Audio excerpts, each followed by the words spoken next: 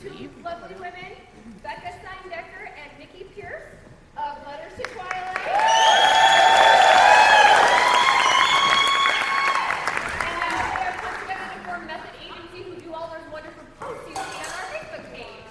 Good morning. Good morning, everybody. Hi. Hi. Hello. We are super excited to talk to you guys, and we've got a little presentation, and then, welcome to this Forever Twilight Forks Festival 2018 panel, the first one we've had. We're so excited today to be leading this panel, and we're going to moderate a panel today with Nancy Kirkpatrick and Kops of Summit Entertainment, and Twilight director Catherine Hardwick. But first, why are we up here? Yeah, we're going to tell you a little bit about who we are and why we're here. So I am Rebekah Sine.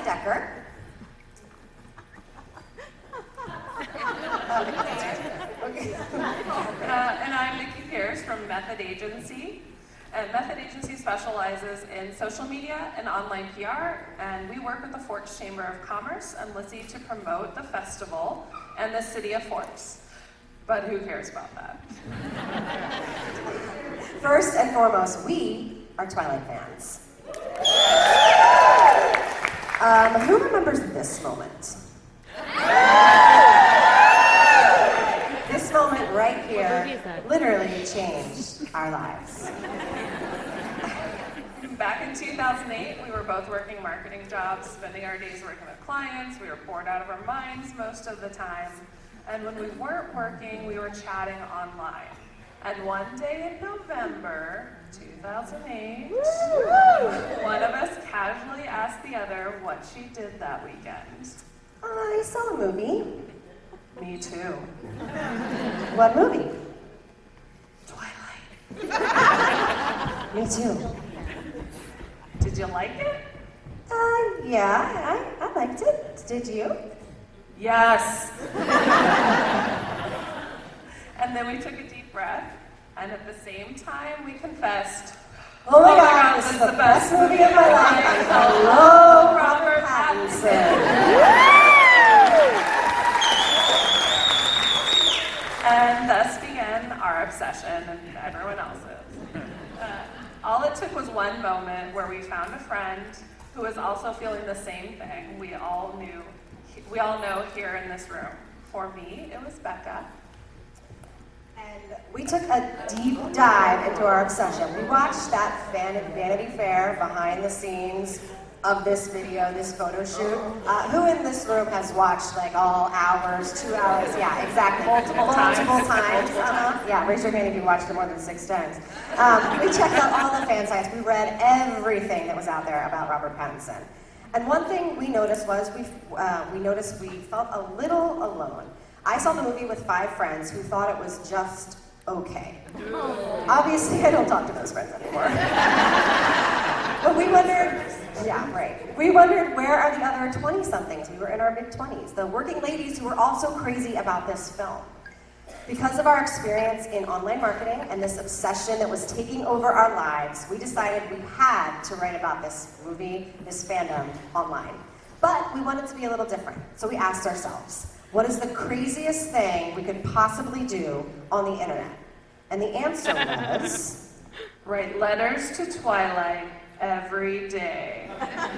We wrote actual letters on the internet to Edward Cullen, Stephanie Meyer, Jacob Black, Robert Pattinson, Big Daddy Lautner, whoever, and anyone and everyone.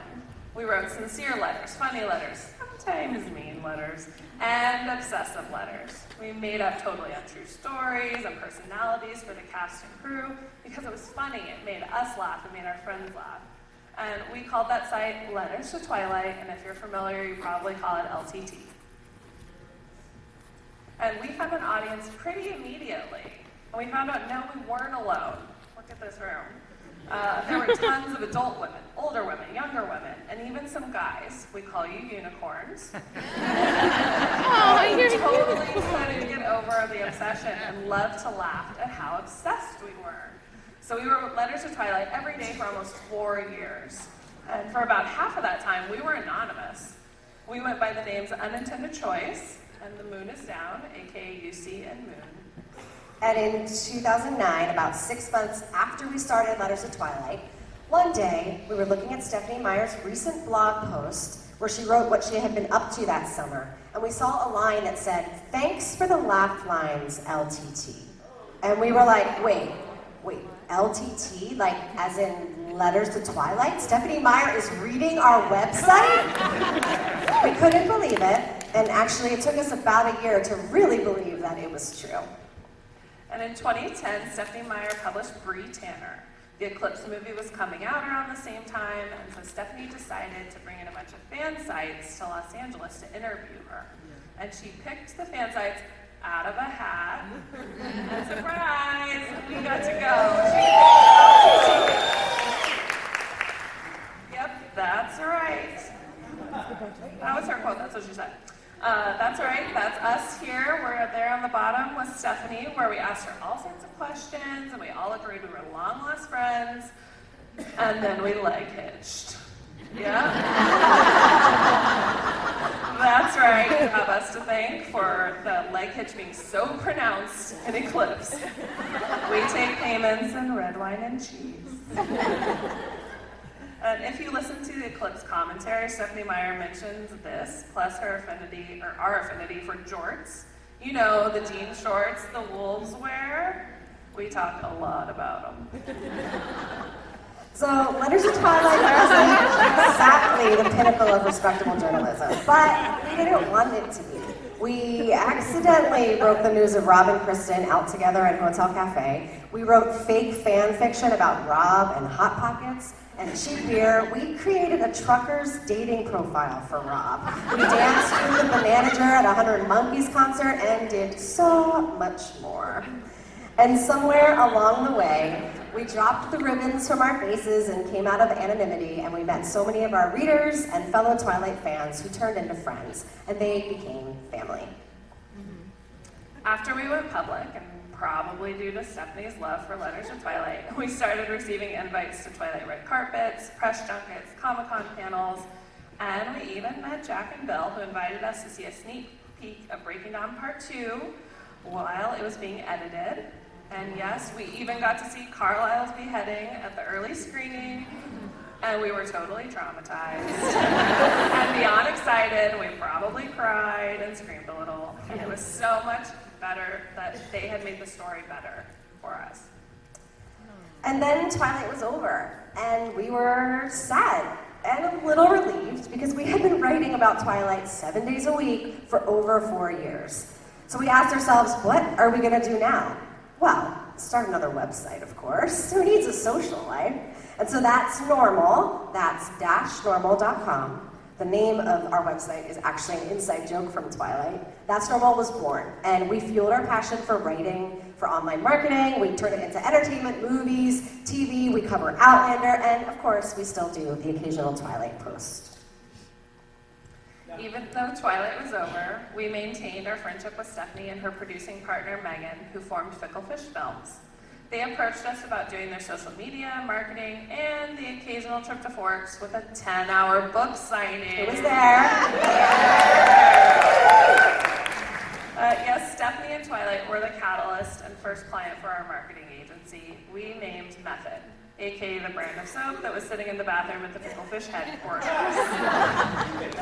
And then we decided to work together. So here we are, 28 to 2018. From secret online lives to entrepreneurship, Twilight and friendship really are forever.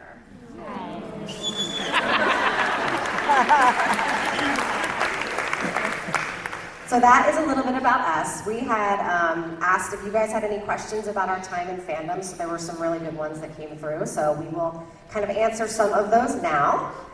One of the questions that a few people asked was if it was difficult for us to come up with content for our website that wasn't a repeat of something somebody else wrote or something we had done before or just like a TMZ type story. And the answer is yes.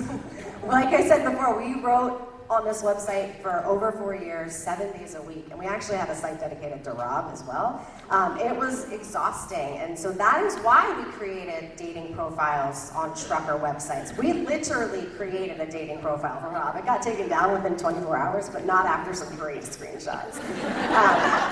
We had this series called What If Rob Wasn't Famous, where we just brainstormed what he'd look like if he was a NASCAR driver, or like super into like, He had a mullet, he had drawers, we put him in a chain. yeah, Like, that's what we had to do to keep things fresh and keep ourselves laughing, which was what the whole point of our website was about. We loved Twilight so much, and our readers loved it so much, but we also didn't take everything so seriously. We had a lot of fun with the source material.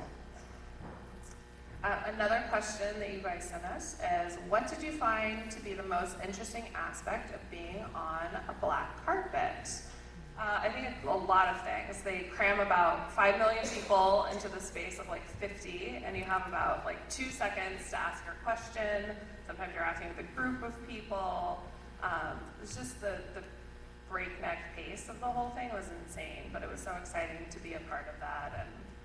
And so another question was, what was the most memorable moment at the black carpet we experienced? And well, we have a little video to show you what that was. Oh, yeah.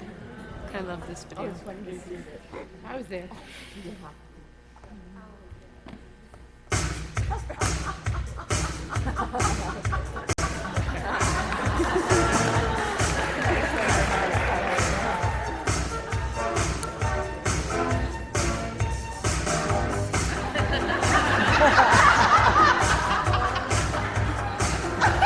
She grabs the butt.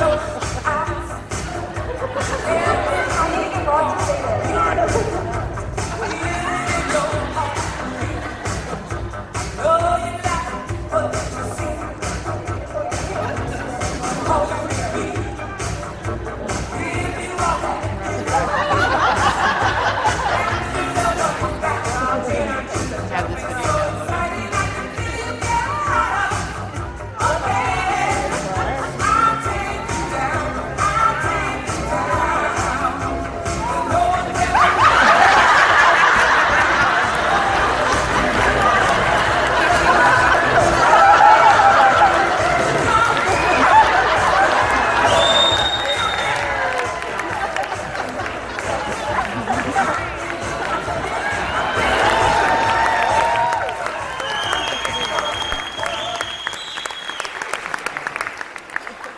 So yeah, that moment. Sorry, Rob.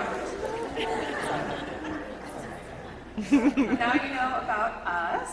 Let's bring on the main guests here, the entertainment. First off, we have Eric Kops, Senior VP. You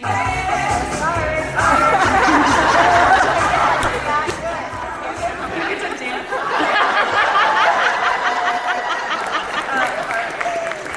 Senior VP of Publicity for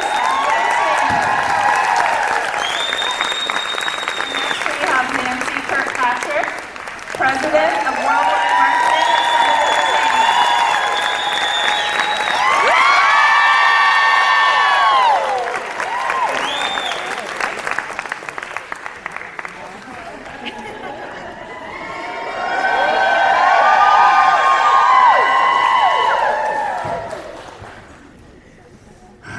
Well, hey guys.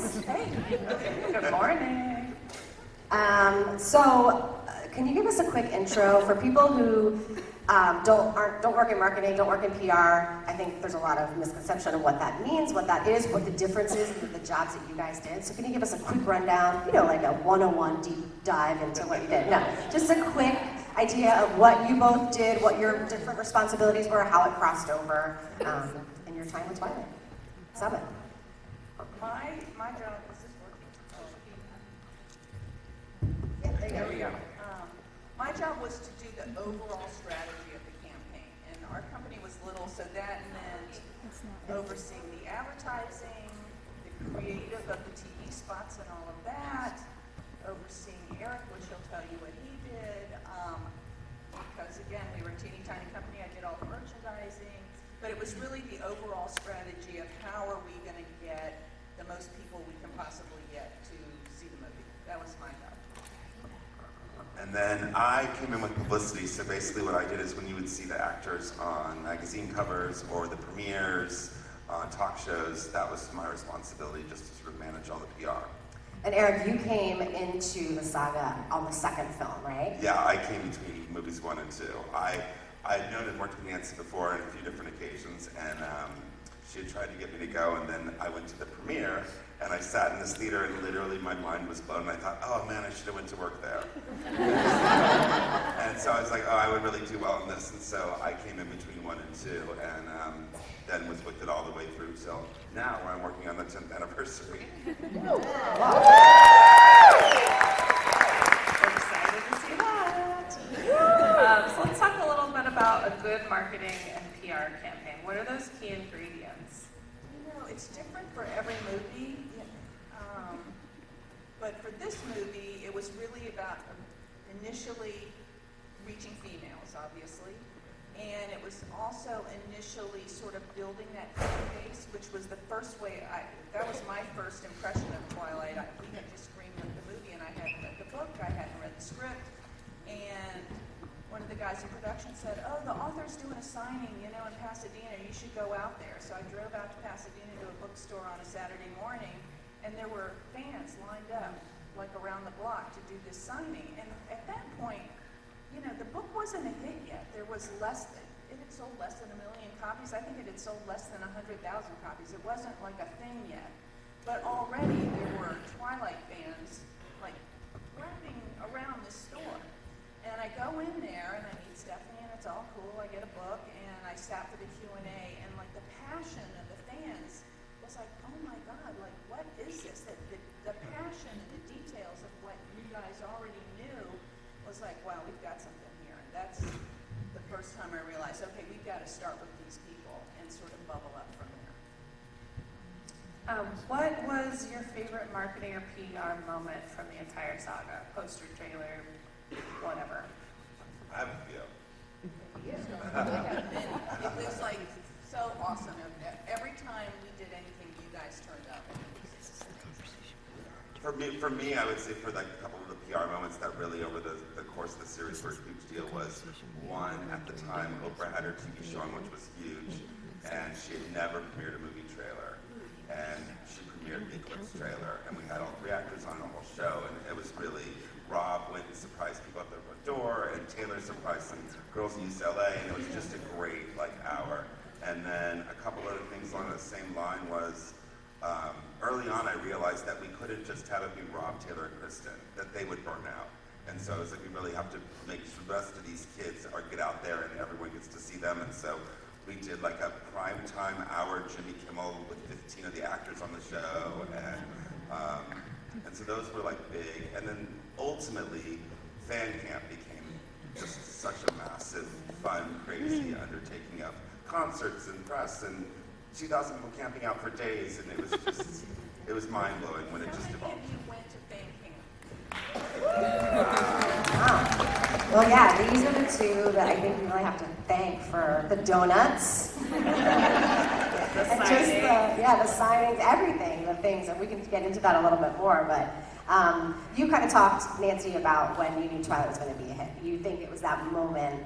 The first time I thought we really had a shot at making it a hit was when I went to Broman's bookstore and went, oh my God, this is something.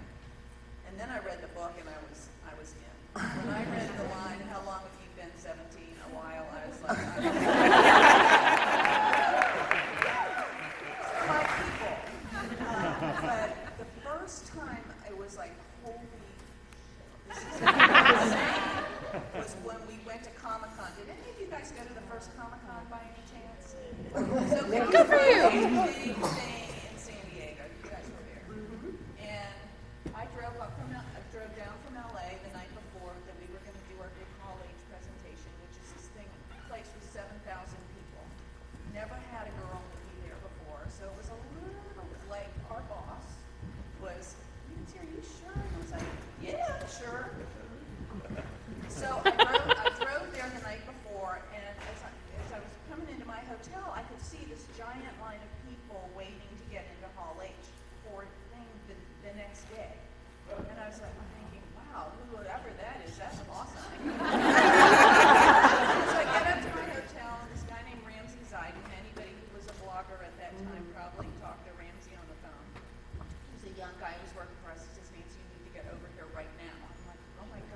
on, he goes, come here. And it was Twilight fans, and there was already like 1,000 people lined up, and we were going to spend the night on the sidewalk to see our presentation the next day. And I was like, oh my God. So I call our security people to come take care of these people, and let's make sure everybody's okay. And the next day, when the kids went up on stage, it was unlike anything I've ever experienced before, since it was like seeing the Beatles at Shea Stadium. The decibel level was, the screaming was so intense, and people were weeping, and like, Kristen was unable to speak.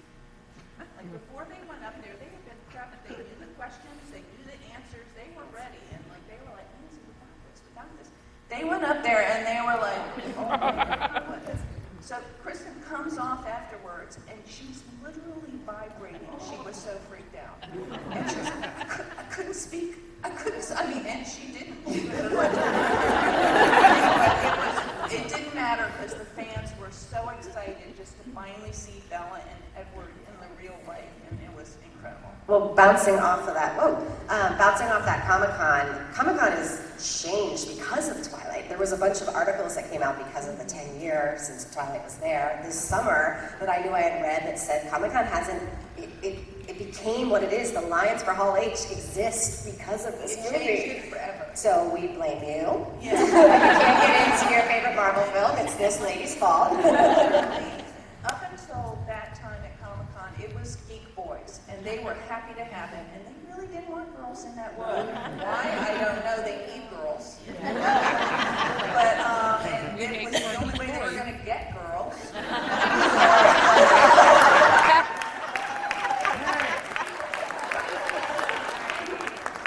But it was the first time anybody had brought a girl movie to Comic-Con, and since then, everybody comes down. It turned into more a straight pop culture thing than just sort of a geek, Star Trek thing. Let's talk about where those ideas came from. Where did you come up with those marketing moments to bring them to Comic-Con and the feathers and everything else? That was Nancy, the feathers and Comic-Con. I'm the biggest Twilight fan on earth. I am one of you. I've been missing you guys, so I'm like super happy to be here. But it was always like, what would I want? If I could have my dream, what would I want? And like the feather thing, that was a big debate, the feather teaser. And it's perfect. We need to use the actors, no one's going to know what it was. And I was like, you know what? The people who need to know, they'll know. And they was like, okay, you've been right so far, have at it. But yeah, that was one for us. So you hosted an early screening of Twilight, as most movies do. They go to test screenings, and there were some changes that came out of that first screening. Do you want to talk to us about that? Because Twilight was so buzzworthy, normally when you test a movie, you recruit an audience of people you don't know, and they come in and they fill out cards and they see the movie and all of that. Because Twilight was Twilight, we didn't trust it with strangers, so Catherine said, oh, we need some teenagers to see this movie, all of that. So it was like, okay, well, I've got 2 daughters. I've got 2 teenage daughters, so I'll bring them.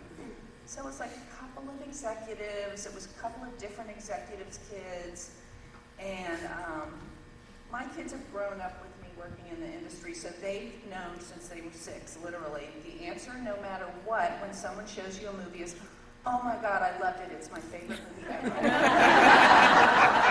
And I'm not kidding. I would practice it with them in the car on their because they would get to go to premieres and stuff, and no filmmaker wants to really hear a 12-year-old girl's opinion. Like, they want to hear, oh my God, I loved it. It's the greatest movie I've ever seen. That's all they want to hear, and that's what they were trained to do. So we see the movie, and we come out of the screening, and I have to do whatever I'm doing, and all of a sudden I look over, and my 2 daughters are talking to Catherine. And it's not 2 sentences. It's not, oh my God, I love the movie. I go over there like, oh, what's up? And they're saying, oh, the kiss. The kiss did not work for us. It just what? It's not what we had. I'm like, it's awesome, right? Oh no, we love the movie, but the kiss, just what? They reshot that scene.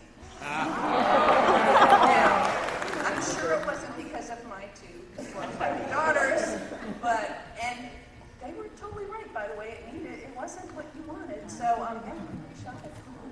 Thank you, Kirkpatrick sisters.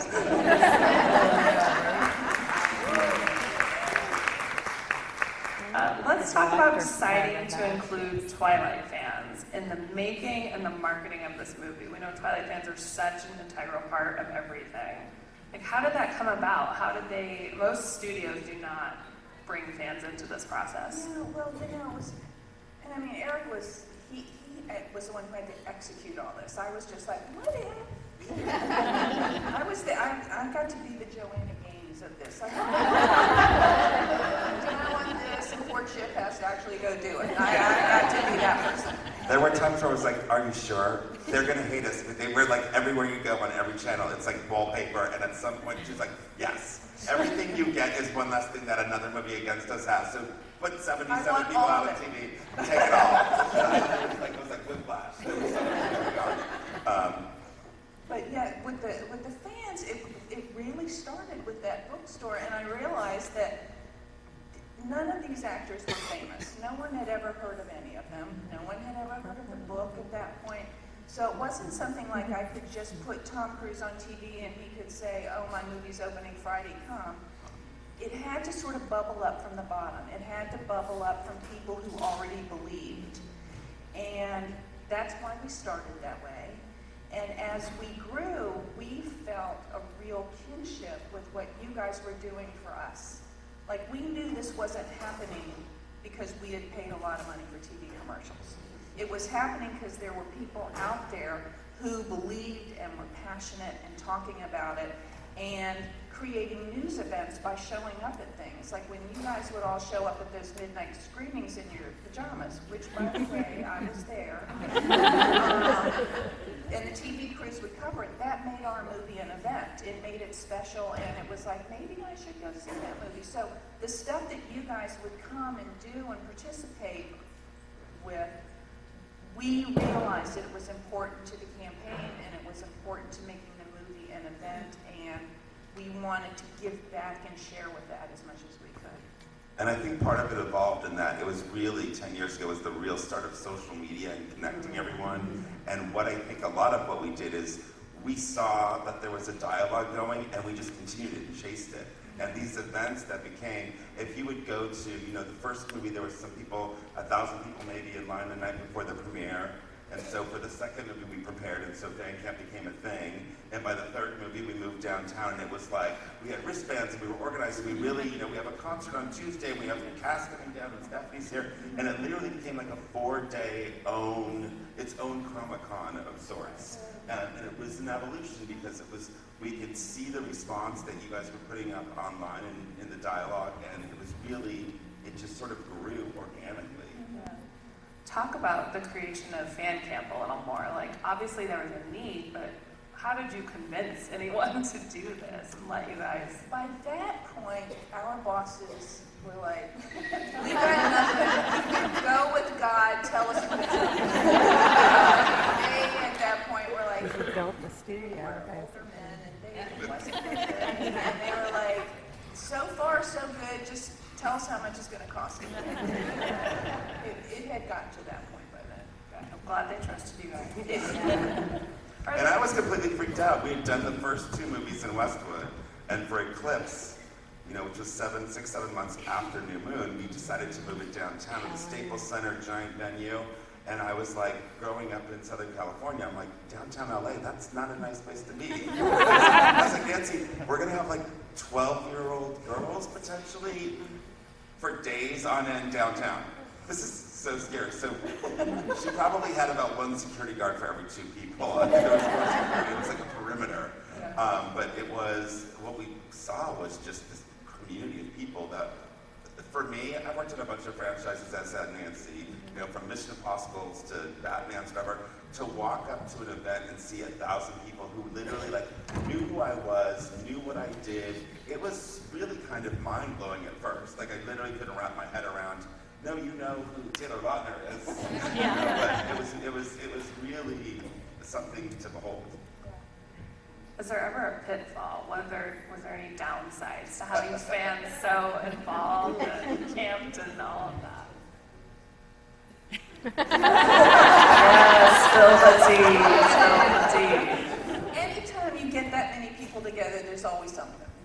you know, someone broke their ankle or someone, I No. mean, whatever it is, there's always that. But the biggest thing was the leaks and like hacking in. I mean, I had people trying to hack into my work email so they could get like early trailers and early posters and like, if it had been me, I would have been doing the same thing. So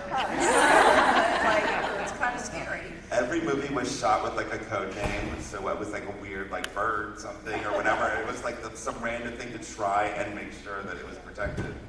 But we had like serious kind of scary leaks, and that was the downside, is having to like. I had thugs that would go and pay people off to like take stuff down. It was insanity what was going on, but it was like. Yeah, Crazy. that was is the insane. downside. Interesting, but kind of scary. Right.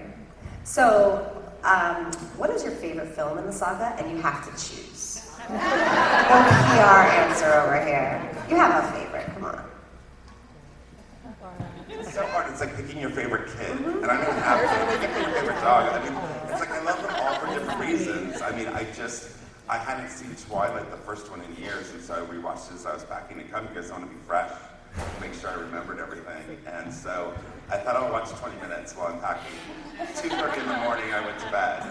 So I mean, it's, you know, but it's hard. I also love the bookend. I love the end. I worked with Bill Condon many times before and loved him, and so the way I think he wrapped up, you know, when Catherine started and with that whole curtain call at the end, I think it was kind of perfect. Do you have a favorite answer? The first Twilight will always be special because what Catherine managed to capture was just the DNA of those characters. Like once you saw Robin Kristen in those roles, you could never again imagine Belle and Edward any other way. You know, just that the whole sort of feel of it, that DNA of the story that she captured for me. I mean, that's how I imagined it in my head if I was as creative and brilliant as Catherine. For me, that was really special, and you just can't deny what she brought to that. And for me, that's my favorite movie. But Breaking Dawn 1, also one of my favorites. The wedding and the love scene. Yeah. Who can tie I would say one of our biggest regrets is we were going to go up to be extras in the wedding scene, and we were so busy. We were like, I can't get to Vancouver for 2 days. It's too much. It was a mistake. And then we both That were was just the like, biggest mistake yes. of all. My favorite was, last night I saw them sitting on the little, you know, the wedding scene in the party, and I said, you did it! You're in the wedding scene, honey! But, like, the wedding dress, I had it hanging in my office for like 6 months because I couldn't let go of it. I just liked having it there. In fact, somebody, maybe you're here, one day, 2 fans showed up at our office, which was just an office building. Oh, we want a tour of the lot. And it was like, yeah, you can come to my office. So I had the lady, the receptionist, send them back, and they came in my office, and they got to see the wedding dress, and I let them try on the wedding shoes. It was like Cinderella. It was super fun. So you too can show up to a corporate office building and try out the movie Come from like Nebraska or someplace, and I was like, I didn't just go home. And So she's like their fairy godmother. What major lessons, what takeaways did you take from promoting and marketing the Twilight films that have bled into other films or projects?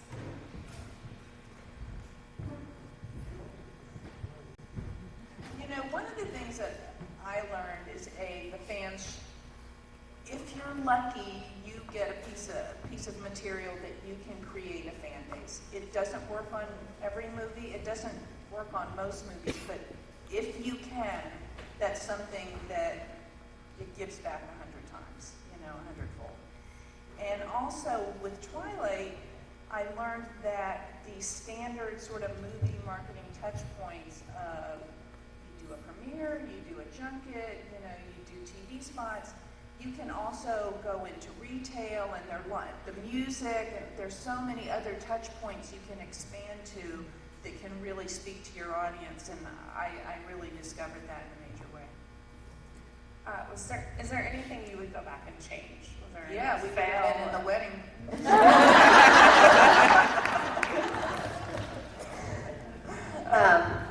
promoting a teen movie, right? A teen book that became a teen movie to a very wide variety of people. I feel like the marketing maybe started out a little younger, but then definitely didn't stay that way.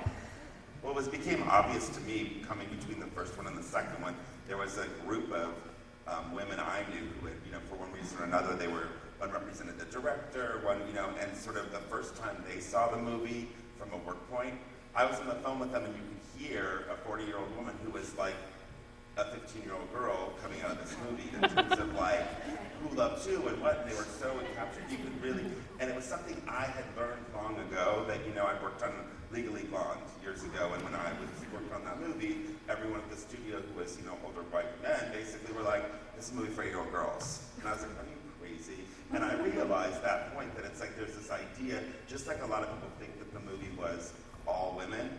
No. A lot of men and boys and all ages came, or we wouldn't have made those kind of numbers. I mean, one group of young girls can't, make a $1 billion franchise. It's just not. So it was something that we kind of knew, but this was the one example where you really saw it expanded from, 8 to 80. And you really saw it at fan camp because we had that interaction. You got to see everyone. You really saw there was, older guys and with our wives and different people. They all sort of were there and experienced the camaraderie. It was really. We called them unicorns. It just had. It's such a universal love story. It's such an important love story that I think everybody wants to hear a love story, especially such an epic love story. And that, to me, is how I thought, okay, this is the part of it that really speaks to people, is that love story. Right. I remember going with my friends, and my mom and her friends would go, and there was just that cross-generational moment of Twilight that everyone appreciated it. Yeah. So Twilight was everywhere at times. There was like 10 trailers, there was interviews, and Edward was on the Burger King crown. How do you find the balance, or is there, of this media blitz, and is there public burnout, or do you just want to smash it in people's faces? It's sort of waves that you watch. And you're sort of staying in tune with people like you guys, and I was following you on social media, and I was looking at the blogs, and all of these bloggers and all of these sites that popped up, we read all of it. And we would even comment occasionally under aliases, because why not? But we read all of it, and that really informed a lot of us, and the Burger King, for example, they came to us, we want to do a promotion, I was like, Team Edward, Team Jacob. They're going, God, that's so brilliant. I'm like, I wish I'd thought of it, but it wasn't. It was you. I mean, it came from the fans that lived there first. And when it was such an authentic idea from people who really cared, that's why that worked. It wasn't just some old lady sitting in an office coming up with an idea. It was because you guys saw it. And I think for me, working on all that stuff, there was a point where when you're touching everything, you're like, oh my God, this is way too much. I can't even imagine. But the reality is, the average person doesn't watch 27 talk shows. They maybe watch Ellen and Late Night or whatever it is, so they only see a part of it. So it is, and then for the true fans, you could literally just map out your day and you could watch it all. But those people who wanted that chose to watch it all, so it wasn't too much, they wanted more. And those who didn't, it kind of washed over them with it's everywhere. And so I was worried about that exact thing on multiple occasions, and she was like, stop. It's fine. I was like, okay, you're right. It's all good. Do you have a crazy promotional idea that either came to fruition or you threw out the door because it was way too crazy that you can remember? We had a piece of merchandise that we created. It was a fleece blanket with Rob and one for Taylor. Okay. And they were out in stores. They were in Hot Topic. You could go buy them. And one of the guys saw one, and it just freaked them out. They did the idea of women laying on top of the bed. It was I'm cool with most of this stuff, but I can't go there. And it was fair enough, and we took them out. Wow. But we had some in the closet at work, and it was always freezing cold. It would be 100 degrees outside. I was once in a meeting wrapped in a Jacob playing. And guess who comes into the office?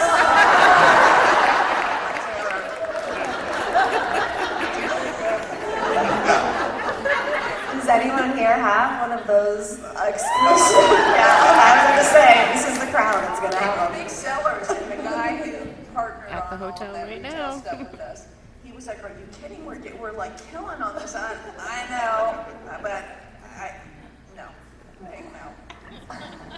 I think as fans, we run into people who just don't understand Twilight, and not of their own issues. But what do you think are the misconceptions about Twilight? For me, and the one that always makes me the most insane, and I still get aggressive about it, is people think Bella was weak. And they're like, "You're a feminist. How could you have worked on this movie?" And it's like, are you flipping out of your mind? Did you not watch these movies? I mean, this girl was willing to die for her baby. This girl became queen of the vampires. She saved everybody. What part of that is weak? It was they just I don't get it, but that's a huge misconception. And even from the get-go in the first movie, when she's like, "I could kill you, I don't care. I know you won't." I mean, that's pretty brave. I'd have been like, "See ya." They're hot, but I don't know. You guys run into that, Bella says. It makes me insane. So besides Breaking Dawn 1 and 2, you guys worked with different directors on every film. And so there had to be some challenges that came with that, different visions. How did that translate into what you did? How much were they involved in the marketing piece of things? How did, working with Chris Weitz versus, Interestingly, it's sort of, it wasn't a new idea for Twilight. The Bond movies had different directors, and if you Harry Potter, and even if you think of your favorite TV show, it's a different director usually every week. So once I think Catherine established and put the right actors in place and started, it was really just about getting and exploring sort of different visions, and sort of the core DNA remained the same. So I think what it gave us was sort of a new perspective and someone new to speak for the movie who maybe looked at it through a different lens. So if anything, I think that may have widened it. But I think it was so much about what they were doing was trying to take what Catherine had done and maintain that and grow it. And so Chris Weitz, when he came into New Moon, he took all that, but then he cast the sort of, the Quaaludes basically. So each one sort of put their own stamp on it, but it's sort of the core remained there. Yeah, Chris with New Moon, he, sort of established the Quaaludes and also the Volturi, and he had a very sort of grand operatic vision for the story that I think he brought to it. It kept, Catherine's was this very sort of indie, hip, groovy, arty movie that really established, like I said, the DNA of it. And then Chris came in and made it very grand and operatic. And then David Slade, who's his totally different kind of filmmaker, brought in that sort of edginess for the vampire fight that I thought totally worked for the material. And then Bill just made it this epic love story that I was dying for in the end to finish it out. So I thought they all did exactly what we needed them to do. So one thing that remained constant throughout everything was the shipping aspect of it. The shippers, the Rob and Kristen fans, the Edward and Bella fans. And so while loving your favorite characters on page and in real life was around for a long time before Twilight, it feels like Twilight took it to a whole other level. And so can you talk about how having two actors who may or may not have had a relationship for all these years and were playing these epic characters on screen helped or hurt the film? Okay, first of all, Rob and Kristen were in love. They were a real couple. It wasn't manufactured in Hollywood. In fact, Rob told me one time we were flying on a private plane to Walmart, of all places in Nashville. And we're chatting, and he goes, "Oh yeah, I was in love with Kristen from the very first time I saw her in the audition." And I said, "Oh, that's so sweet." He said, "Yeah, but then Catherine told me she's only 17, you're 21, you can't talk, hands off." And he was like, "I had to wait." Yeah, but that was a very real relationship. And I think the chemistry was very real. And I think the thing about the sort of shipping aspect of all that is the idea of, as they were really becoming this couple, and it was sort of the are they or aren't they, we sort of knew that that was exciting to the media and the people, and so we let this sort of play of people thinking, some thinking of it. My favorite is that people come up to me and go like, wow, you did so amazing that you got them together and kept them together for 5 years. Yeah. Sure, no problem. I mean, that's like, I wish I was that good. Yeah. I wish I was that person who could be like, okay, for this movie in 5 years, this is what's going to happen.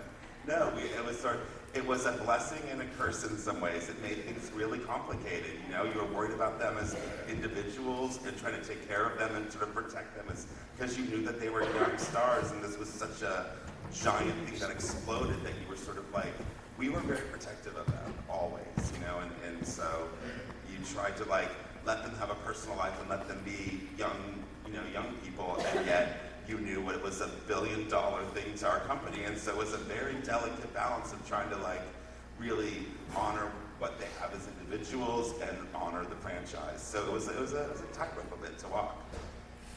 So speaking of drama, I know you're going to ask me, so aren't you? yes, we know the Twilight song had its fair share of drama, from actors' personal lives, photos coming out, big casting changes that happened. Eric, why don't you talk a little bit about crisis PR communications during those moments? Like, how do you stay the course? First, Nancy and I would grab our trash cans and throw up a few times. Oh God, what are we going to do? Each one sort of had its own, as I arrived, it was sort of the Victoria was changed. And that was, it's interesting because I think both girls do a great job with that movie. I couldn't love Bryce Dallas Howard more. And, it was, for me, it was a gift for being Ron Howard's child. She had grown up in the business. She'd grown up going to press junkets. So as I went and sat with her in the trailer and thought, how are we going to deal with this? She was eloquent and articulate. She had so much respect for what her predecessor had done. And I thought, okay, this one's going to be okay. This one I was really worried about. We're going to be fine. And I knew from our side we were. And so then it was about waiting to see how you guys reacted. And as it sort of went, it seemed like, okay, this one, we made it through. Do you get advanced notice of these news bombs? Like Us Weekly. Yeah, before it happens. Take us in the war room. What happens there? Us Weekly, I think we got an hour. Yeah. Oh. Yeah. It was like, we have these photos. Yeah. It was like, And it was tough because at that point we were, we knew them as colleagues and as a couple, and so in addition to what it was going to mean for the movie, it was sort of like, there's two people who have to live their personal lives, and figure this out. So we were both heartbroken and devastated. It Yeah. was really hard. It was really, really hard. And it was hard because there was things that we wished Kristen would have said, and there's what Kristen needed to say for Kristen, and at some point we were like, okay. We're going to tell you what we think, we're going to give you our advice, but you have to do what you can live with. And so she put out a statement that neither one of us probably would have done, but we both understood this was what she needed to do, and so she did it, and it was okay. Yeah. I mean, she felt like she needed to do a very public apology to Rob and what had happened, and she did it, and, she was right. And weirdly, I think one of the things as we talked about, I understood is if you are growing up and you're a teenager, there's plenty of people who all of us know who maybe had an affair with their professor in college or whatever. She was, an 18 or 19-year-old girl, and there was this man, and so I feel like, life happens. We don't always make right choices. Yeah, So, we need to do it in this very public setting. That's yeah, very please, difficult. yeah. And you guys, I can understand how you'd be so protective of these kids that became adults in your care. Yeah. Yeah.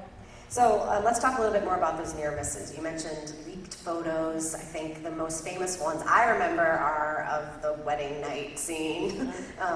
But you were able to shut down some of this. What else leaked that you never found out about? Because I know there's something. Well, one of the near misses, when we were shooting Breaking Dawn in Louisiana, one of the production people had all all of the dailies, like every piece of footage that had been shot, loaded into a computer so he could work on editing it. And that computer was stolen. Every moment that had been shot to that point, and we were about 3/4 through both of the movies. And unedited, like Unedited, raw footage, them getting in and out of bed, all of it. And it was on this computer, and it was stolen. And it was like, I mean, I flew down there and was like talking to the police and the FBI and the whole thing, and it never ever leaked. Whoever stole the computer had no idea what was on it. I think they just wiped it and started using it for Facebook. But they had all of it. It was terrifying. And there was a cast member who threw their script out in the trash, and someone pulled it out of the trash. Was that a Breaking Dawn 2 script? No, Like no, the it ending? was. It was New Moon. Jasper's New Moon. We found her. They were holding it hostage, and they were going to put it up on the internet, and we paid them. And we had to invite them to the premiere, which was... Did you make them sit behind something? Yeah, tall. It was painful, and like the lawyers are negotiating with this person, and they're That's like, gracious. okay, they want $10,000. I'm like, done. And then they're like, well, don't you want to check with someone? No, just make the deal and get it, you know. So it Wow.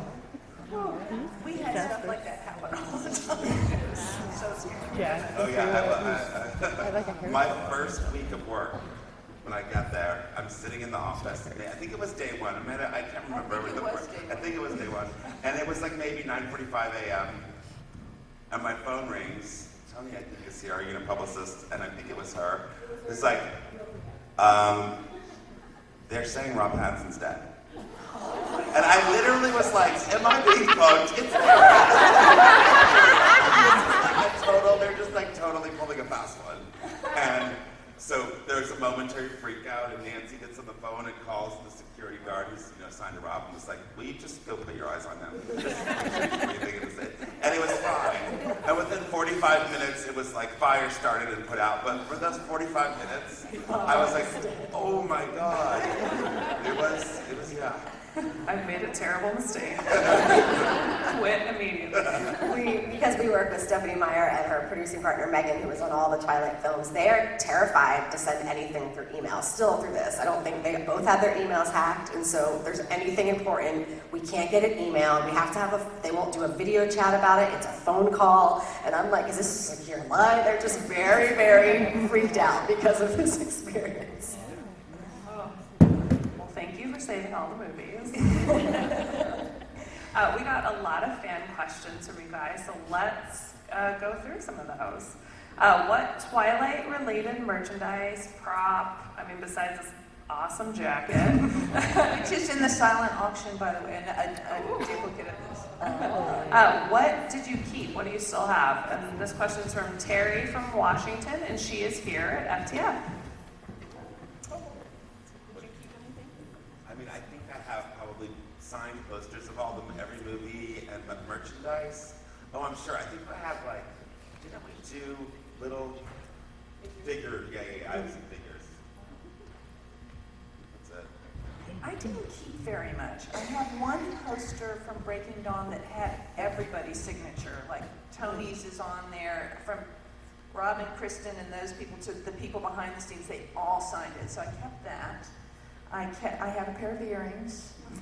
I have this jacket, but and I kept a couple of posters that didn't make the cut, but I kept them because I liked them. I think I have 2 or 3 of those in my garage, but I didn't really keep too much. And our creative guy did some fun stuff. There was one birthday where I was surprised. It was a giant poster that was turned into a birthday card. So there's stuff that's specific. Yeah, custom. Cool. So what has been the most satisfying moment from your Twilight journey? That's from Stephanie from Georgia, who is also here at FTF. For me, the most satisfying moment is, and some of you guys were there, on the last fan camp, we had Christina Perry perform. And up until Christina Perry came into our lives, and she was a fan from day one. We always knew she was out there as a fan, but Flightless Bird had been my favorite Twilight song, and I still like it. I still get chills when I hear it. But when we heard 1,000 Years, it was like, there's never been a better song in the history of the world from a movie. So at the fan camp, we had her perform, and when she sang that song for the whole crowd, I was crying the whole time. I could not keep it together. It was just a mess. That was probably my most satisfying moment. I think I still cry when I hear that. There was one other thing, same night, is the screening of the premiere that night. I never sit in premiere screenings. By that point, I'm like so over it. It's like movie stuff on the screen. I'm getting a glass of wine. I'm out. But that one, I wanted to sit through the movie because of the last scene. And the reaction, I wanted to hear the fan reaction of the battle. And it did not disappoint. It's like, you're welcome. Their shit.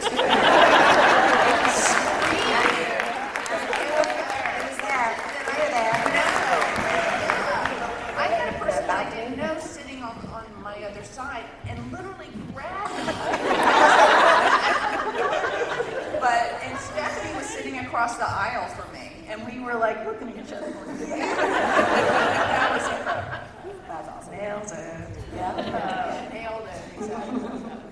Amy from Connecticut, who's here at FTF. This is our lovely Carlisle costume here behind us, actually. She wants to know, when did you engage fan sites, and what was their impact versus a traditional media source? Well, I mean, they engaged fan sites from day one. I mean, so I think when I got there was already fan sites even on the first production. Yeah, there were set visits. Well, I think that's also unique. I mean, you don't have that in a movie. So to have that was like, oh my gosh, there's something already now I can like build on it and, grow. And so I think that was, everyone knew that was a big thing. And I think just the dialogue that was created really, helped guide us to make sure we were hitting the right beats and that it was resonating and that we weren't, shouting into the, ether. So Carly from California asked, Twilight was one of the first film campaigns to really utilize social media to market the film. What challenges or help did you find using platforms like Facebook? Well, Facebook hadn't been invented yet. We did our first campaign with MySpace, which seems like dinosaurs, like dinosaur time.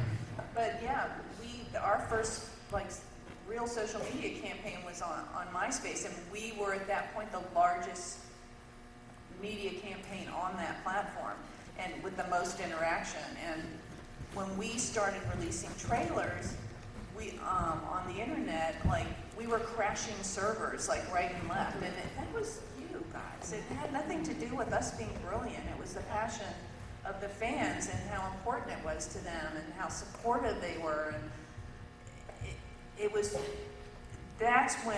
that's really how we started, is just the reaction, and it was like, okay, we can do this and this works, and we can speak directly with our fan base instead of just throwing stuff up on TV. And they can guide you, because it literally gave you so many times you're marketing a movie and you're waiting and you're just crossing your fingers on the Thursday night, how are Thursdays, how are Fridays, how's our weekend? We had instantaneous sort of feedback, oh, that might have been a mistake. Remember people used to watch the trailers and film themselves reacting? We watched all of that. And obsessively in sort of a sick, twisted way. Oh, wait, look at this girl from Australia, come in my office. I mean, it was we were obsessed.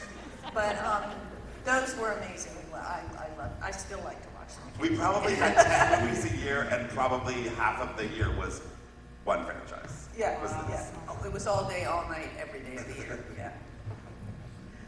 We had a ton of questions about merchandise. Nancy, why don't you talk a little bit about creation, that process? How did you choose what was sold? First of all, I had never done merchandise before in my whole life. Let's start there. But before the movie came out, I realized that there was this fan base out there, and that you guys wanted stuff. I mean, you were making your own stuff. You were making your own T-shirts. You were making your own jewelry. And I was looking on what you guys were posting. So I didn't know. I'd never done this before. So I pitched some people the movie, and they're like, No, never heard of it, sorry. And at the first Comic-Con, there was this guy named Joel Weinshanker who owns NECA, and he was there.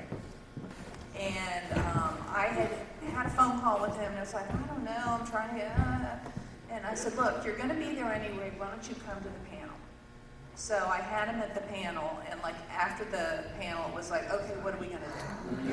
And I said, well, I really want to work with you, Joel, and he's a character, if you've never, he's crazy. And I said, but I really need stuff up for the first movie. And usually a merchandising campaign takes 2 years to get something in stores. We had like 4 months. And I said, but I really need stuff in the stores, you know, and I wanted up for this trailer launch, and like I had this whole like campaign in my head because I'm insane. And he's looking at me and he goes, well, what do you need? I said, well, let's at least start with hats and t-shirts and keychains. And he said, so you need these by end of September in stores? And I went, yeah. And I said, no, actually I need it September 12th for Bella's birthday. I was like, Bella who? But anyway, he did all of it. He was amazing. And we were partners. In fact, we're still partners. We do Elvis Presley together now. But it was really just building on stuff I was seeing people already making, you know, and using quotes from stuff that, like, She Runs with Vampires. We didn't think of that. You guys already were doing that, so that sort of thing. Well, that's where I helped Nancy being like a fan. Yeah. She was like, what would I want? Right. What would my daughters want? Right. I need the engagement ring. And I meant to wear it to this thing, but I forgot. It's sitting on my dresser. But there were things that I wanted. You know, I wanted those things, and that's really what drove it. That's awesome. Well, we, as marketers, love talking to you guys about this, and then as Twilight fans, really love talking to you guys about this. So thank you so much for all the amazing work that you did to make this. Thank you guys for your questions.